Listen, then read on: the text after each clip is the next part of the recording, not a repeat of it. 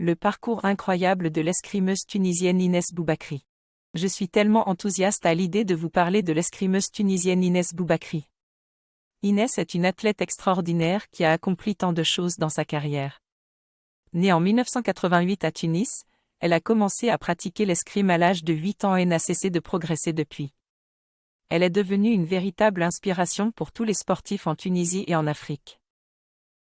Inès Boubakri a eu un parcours exceptionnel dans le monde de l'escrime. Elle a participé à plusieurs compétitions internationales, notamment les Jeux olympiques. En 2016, lors des Jeux olympiques de Rio de Janeiro, elle a remporté la médaille de bronze en fleuret féminin, devenant ainsi la première escrimeuse africaine et arabe à monter sur le podium olympique. Cette victoire a été saluée par le monde entier et a fait d'elle une icône du sport africain. Inès Boubakri.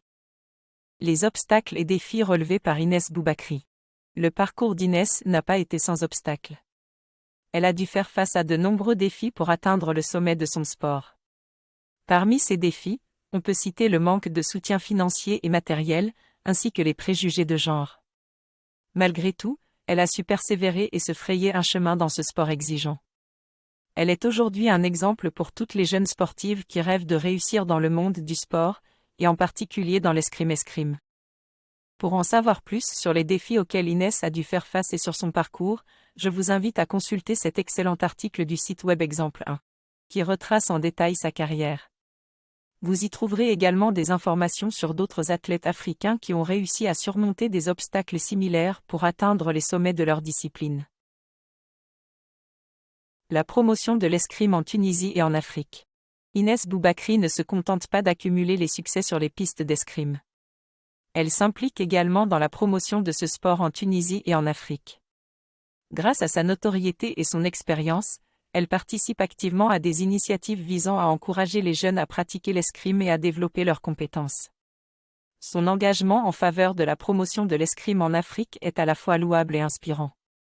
Vous pouvez en apprendre davantage sur ses actions et celles d'autres athlètes engagés dans la promotion de l'escrime en Afrique sur le site web Exemple 2.